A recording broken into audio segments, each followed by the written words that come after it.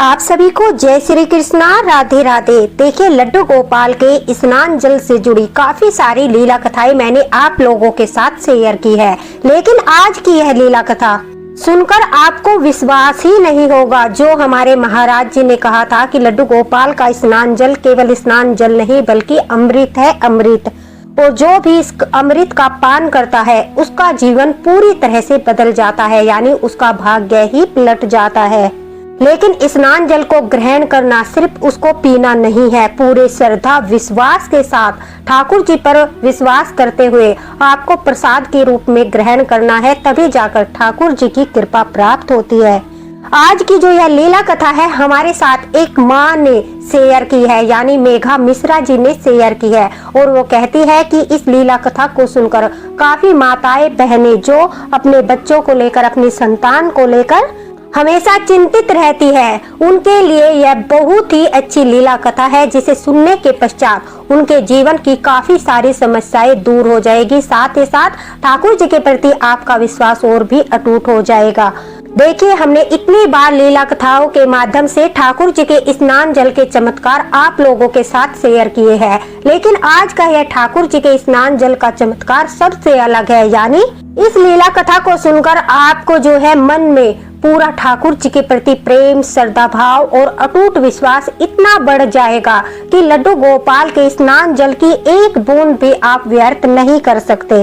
धीरे धीरे जैसे जैसे स्नान जल के महत्व के बारे में लोगों को पता चल रहा है और वो इस स्नान जल को प्रसाद के रूप में ग्रहण कर रहे हैं, तो उनके जीवन में भी परिवर्तन देखने को मिल रही है। यह ठाकुर जी ने सचमुच प्रमाणित कर दिया है और सभी भक्तों तक अपने स्नान जल का चमत्कार पहुंचाकर ठाकुर जी ने उन्हें अवगत कराया है कि बल्कि ठाकुर जी के द्वारा दिया गया अमृत है अपने भक्तों को, जिसे पान करने मात्र से उन्हें ठाकुर जी की कृपा प्राप्त होती है। हमेशा ठाकुर जी के साथ उनका वार्तालाप रहता है, उनके मन में सकारात्मक विचार उत्पन्न होते हैं, जिससे कि इस कलयुग में उन्हें लड़ने की शक्ति मिल सके। तो दोस्तों, लीला कथा को बिल्कुल भी स्किप मत करना। देखिए, बोर्ड की परीक्षाएं आने वाली है, साथ ही साथ बहुत सारे बच्चों के एग्जाम है, जो बोर्ड की परीक्षा नहीं है उनके भी एग्जाम है। और काफी सारी माताएं बहनें ऐसी है जिनके बच्चों का मन पढ़ाई में नहीं लगता, तो इस लीला कथा के माध्यम से उनका यह भी बहुत बड़ा मार्गदर्शन होगा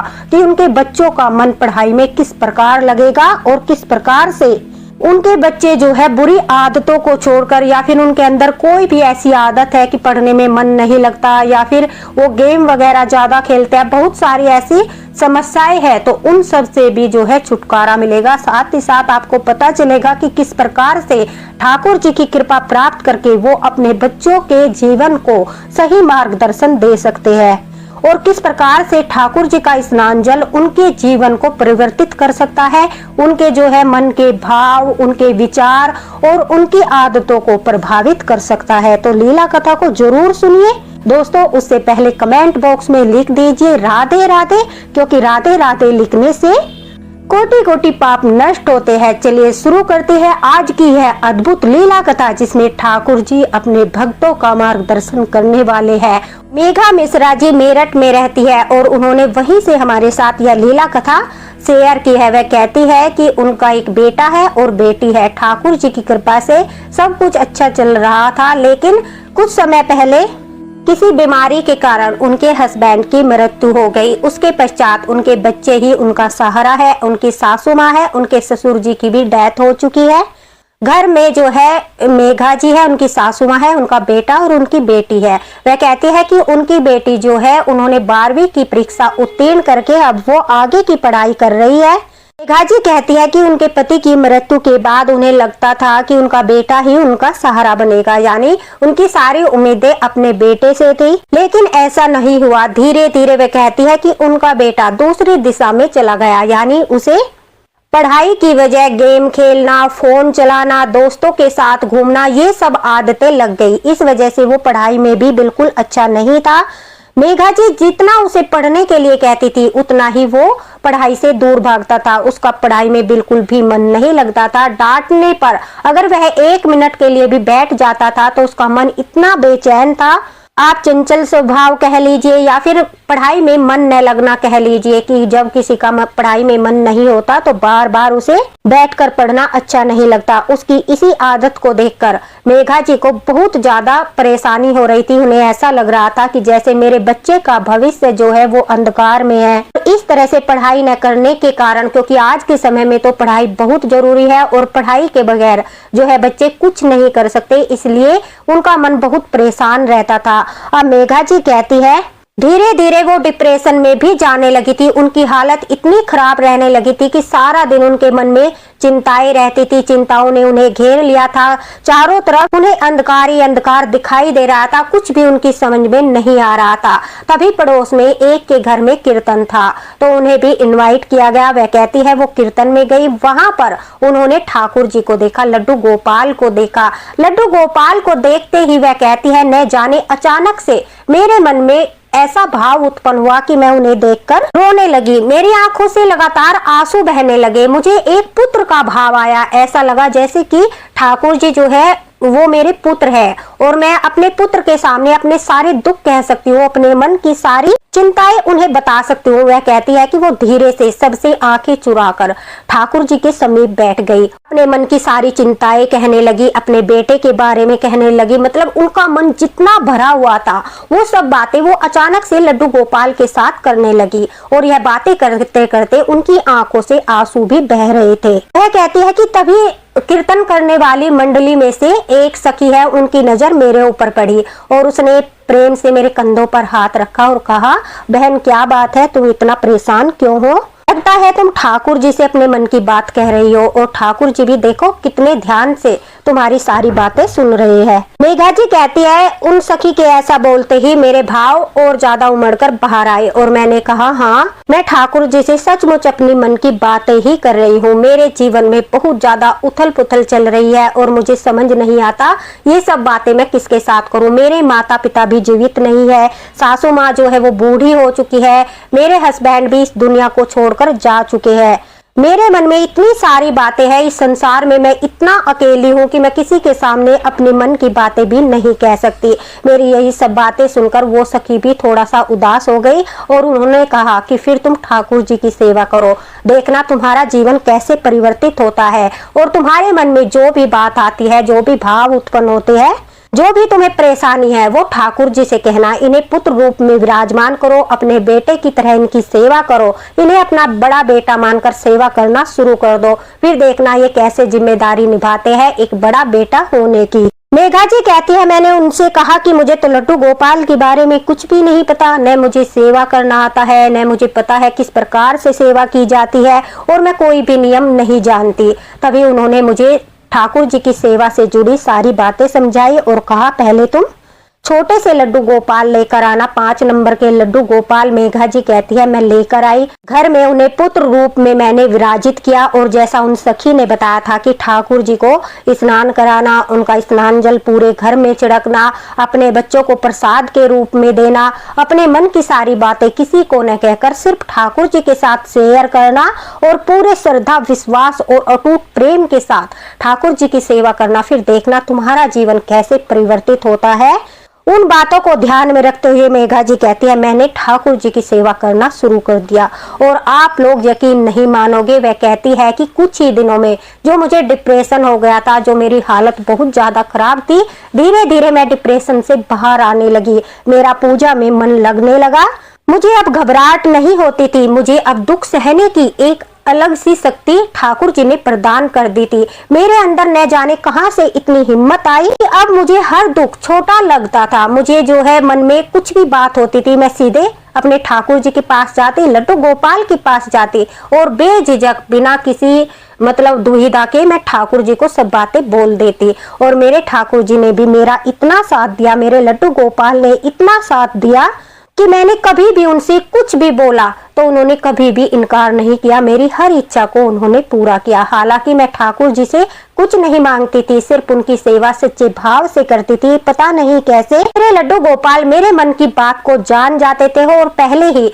मेरे मन की हर परेशानी को दूर कर देते थे। धीरे धीरे घर में सभी को लड्डू गोपाल से जुड़ाव होने लगा, लेकिन मेरे बेटे का व्यवहार अभी भी ऐसा ही था। वो ठाकुर जी का स्नान जल भी नहीं लेता था। जब भी मैं उसे स्नान जल प्रसाद के रूप में देती थी तो वो कभी कोई बहाना बना देता तो कभी कोई बहाना बना देता, क्योंकि उस स्नान जल में हल्का सा दूध मिला होता था और उसे वह अच्छा नहीं लगता था, इसलिए वो पीने से इनकार कर देता था। लेकिन जैसे ही मुझे पता चला कि लड्डू गोपाल को जो है पंचामृत से स्नान कराने के बाद अगर हम साफ जल से भी स्नान कराते हैं तो वो भी प्रसादी ही होता है। अगर कोई पंचामृत नहीं पी सकता तो वो साफ जल से तुलसी दल डालकर जो स्नान कराते हैं वह जल भी पीकर हम ठाकुर जी की प्रसादी ग्रहण कर सकते हैं। अब मेघा जी कहती है कि मैं इसी प्रकार से ठाकुर जी को स्नान कराने लगी।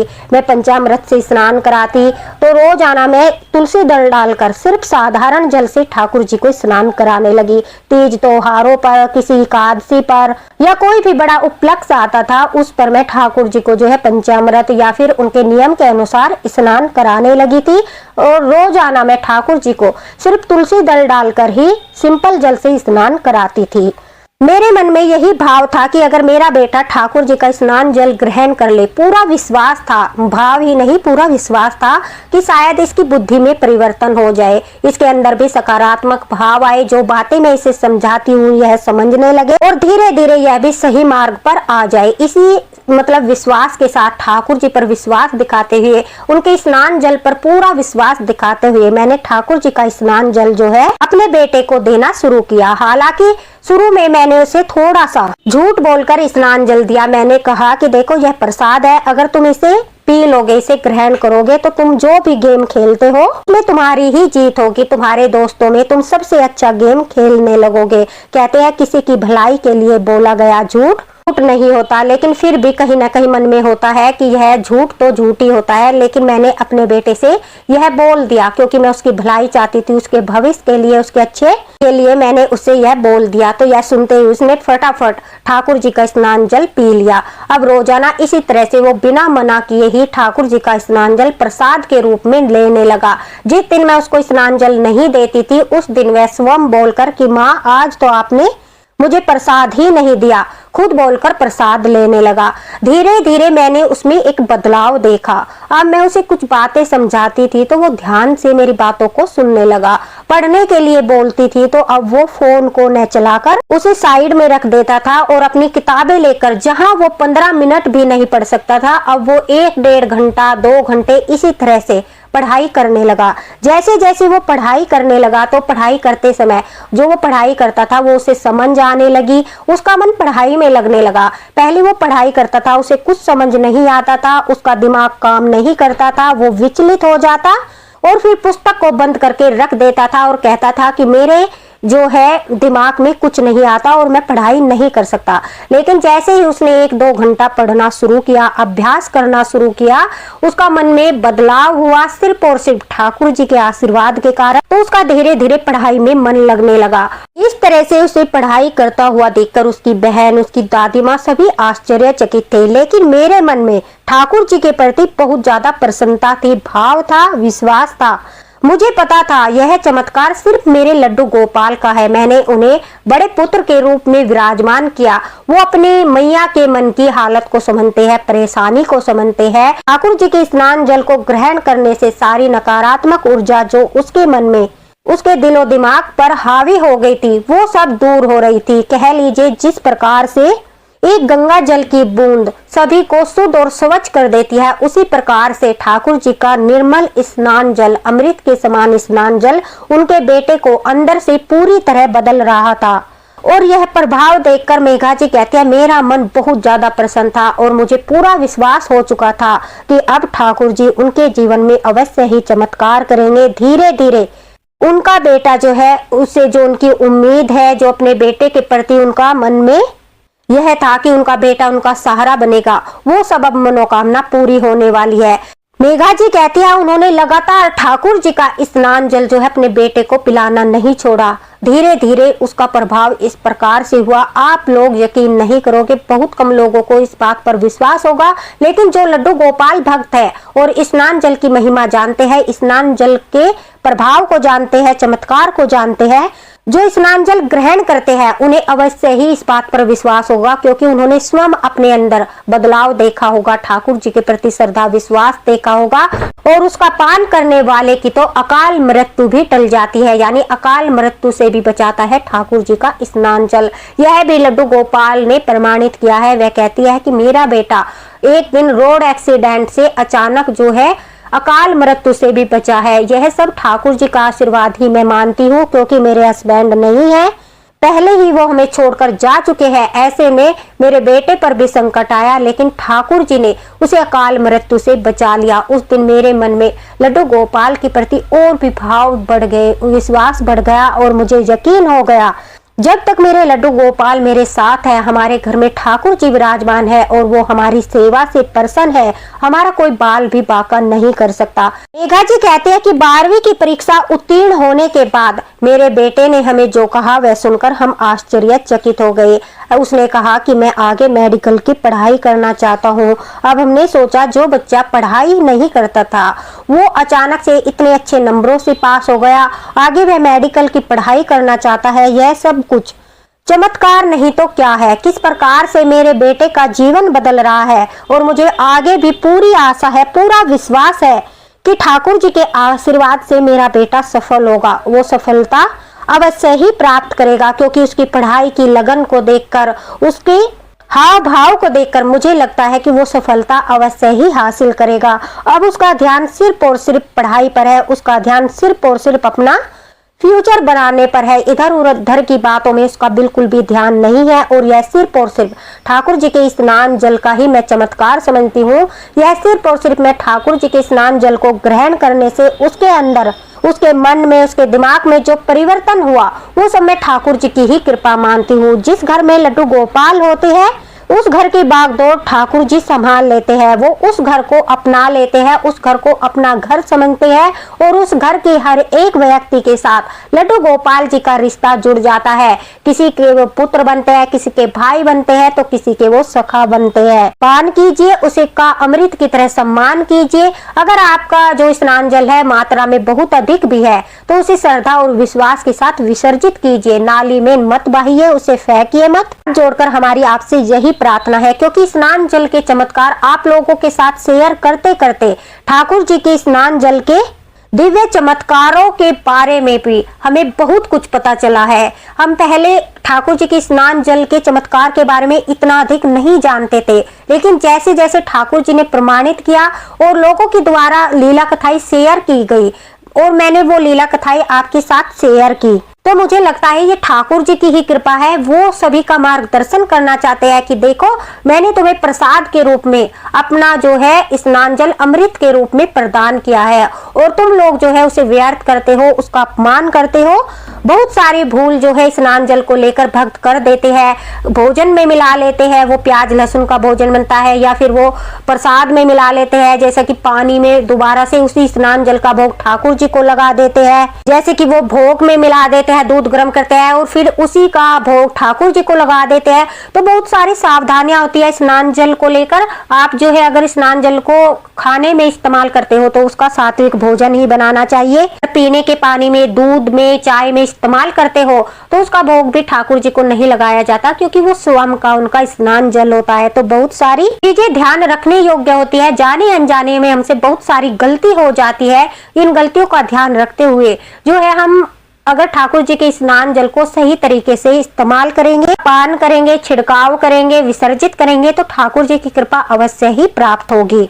दूसरा देखिए, जाने अनजाने में आपसे अपमान भी हो जाता है, क्योंकि बहुत सारे लोग हैं जिन्होंने अपना पर्सन भी रखा है, वो जो है प्रसादी बनाते समय या फिर भोग बनाते समय या ठाकुर जी का सात्विक भोजन बनाते समय स्नान जल का प्रयोग कर लेते हैं, आटा बनाने में प्रयोग कर लेते हैं, दूध में डाल देते हैं, फिर उसी का भोग वो ठाकुर जी को लगा देते हैं। तो इसमें उन्होंने स्नान किया है, वही जल उन्हें भोग के रूप में लगा दिया है हमने, यह भी एक स्नान जल का अपमान हो जाता है। तो इन सब चीजों का ध्यान रखते हुए आप स्नान जल का पान कीजिए।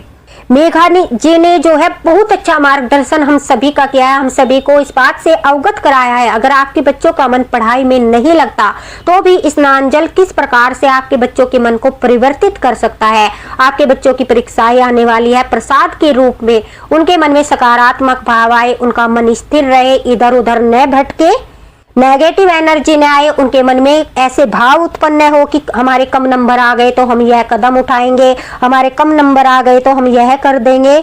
बहुत सारी बातें ऐसी होती है जो मैं बोल नहीं सकती, तो यह भी इस तरह के भाव भी बच्चों के मन में कभी नहीं आएंगे, क्योंकि ठाकुर जी का स्नान जल ग्रहण करने से उनका मन शांत रहेगा और उनके ऊपर ठाकुर जी का आशीर्वाद रहेगा।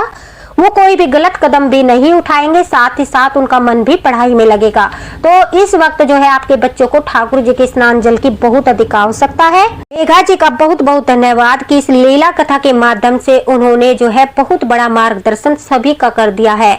सभी लोग जो है ठाकुर जी के स्नान जल का महत्व जानकर परीक्षाओं में भी इस प्रसादी को अपने बच्चों को प्रसाद के रूप में प्रदान कर सकते हैं, जिससे उनके जीवन को नई दिशा मिलेगी, ठाकुर जी का आशीर्वाद मिलेगा। हो सके तो जब बच्चे एग्जाम देने जाए तो ठाकुर जी का स्नान जल उन्हें प्रसाद के रूप में प्रदान करें, उन्हें छोटा सा चंदन का तिलक लगाए। इससे ठाकुर जी जो है उनके साथ रहेंगे, उनके एग्जाम अच्छे जाएंगे और उन्हें जो है पर में एग्जाम में बैठते वक्त घबराहट भी नहीं होगी। तो देखिए कितना दिव्य है ठाकुर जी का स्नान जल। अगर आप ठाकुर जी के स्नान जल को लेकर दोस्तों कुछ पूछना चाहते हो तो आप कमेंट बॉक्स में मुझसे पूछ सकते हो, आपको तुरंत रिप्लाई मिलेगा। अगर आपके साथ भी ठाकुर जी के स्नान जल के द्वारा कोई चमत्कार हुआ है तो वो भी कमेंट बॉक्स में मेरे साथ शेयर जरूर कीजिएगा। इससे जो है भक्तों का विश्वास बढ़ता है।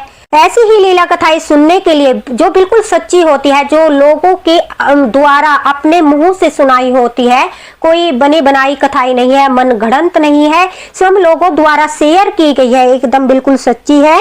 तो ऐसी ही लीला कथाएं सुनने के लिए ज्यादा से ज्यादा हमारे चैनल पर बने रहिए। कमेंट बॉक्स में राधे राधे जरूर लिखिए और इस लीला कथा को ज्यादा से ज्यादा शेयर कीजिए, क्योंकि जो बच्चे अभी परीक्षाओं में बैठने वाले हैं वो ठाकुर जी के आशीर्वाद के साथ बैठे तो उनके जीवन को भी नई दिशा मिलेगी। तो दोस्तों इसी के साथ राधे राधे, हरे कृष्णा।